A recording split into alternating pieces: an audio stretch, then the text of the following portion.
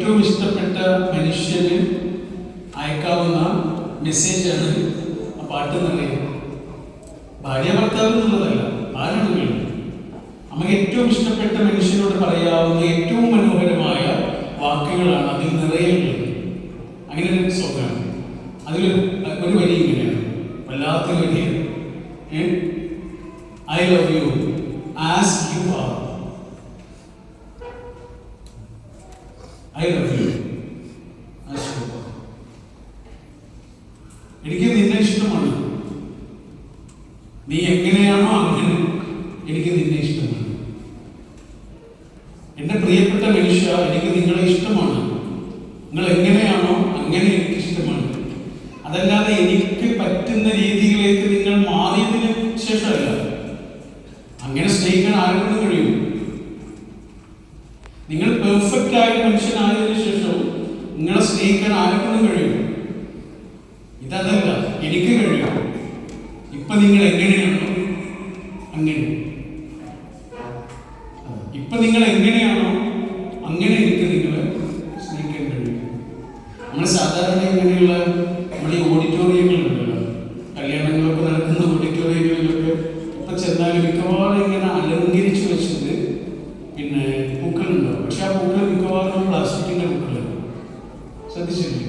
കാരണം അത് ഇവന്റിന്റെ ആളുകൾ കൊണ്ടുവെക്കുന്നു, ഇവന്റ് മാനേജ്മെന്റിന്റെ ആളുകൾ കൊണ്ടുവെക്കും. പ്ലാസ്റ്റിക് പൂക്കൾ വെച്ചാലുള്ള ഗുണം എന്താണ്?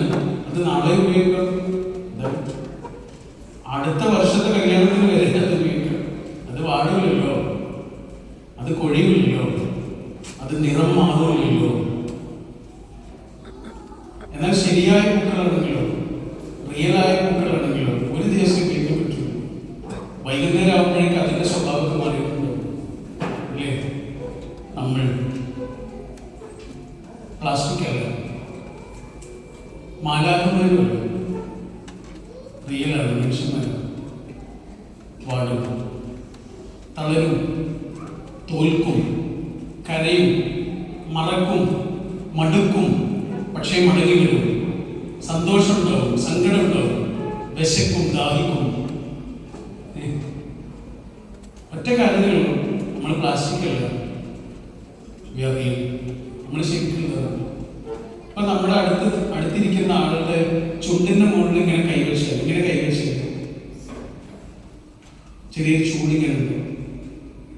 അവരുടെ ശ്വാസം അല്ലേ? നമ്മൾ ഒരു ദിവസം ഇങ്ങനെ കൈവയ്ക്കുന്ന സമയത്ത് അവിടെ ഒന്നും ഉണ്ടാവില്ല. നമ്മളതിന് മരിച്ചു എന്ന് പറയും. നമ്മൾക്ക് ദൈവം ഈ ഭൂമിയിലെ ജീവിതത്തിന് ഒപ്പം നിൽക്കാൻ, ഒരുമിച്ച് കഴിയാൻ തന്നിട്ടുള്ള ഈ മനുഷ്യൻ പ്ലാസ്റ്റിക് അല്ല, അയാൾ കല്ലല്ല, അയാൾ മാലാഖയുമല്ല, അയാൾ വെറും മനുഷ്യനാണ്. പക്ഷെ ആ മനുഷ്യന് ഈ ശ്വാസമുള്ള കാലത്ത് മാത്രം കിട്ടേണ്ട ചിലത്, അത് ഏറ്റവും പ്രധാനമായ ഒന്നാണ് ആ പാട്ടിൽ പറഞ്ഞത്. നമ്മൾ എങ്ങനെയാണോ അങ്ങനെ നമ്മളെ സ്വീകരിക്കുന്ന മനുഷ്യരെയാണ് ഈ ഭൂമിയിൽ നമുക്ക് കിട്ടാവുന്ന ഏറ്റവും വലിയ സൗഭാഗ്യം. നമ്മൾ എങ്ങനെയാണോ അങ്ങനെ നമ്മളെ സ്വീകരിക്കാൻ കഴിയുന്ന മനുഷ്യരെയാണ് ഈ ഭൂമിയിൽ കിട്ടാവുന്ന ഏറ്റവും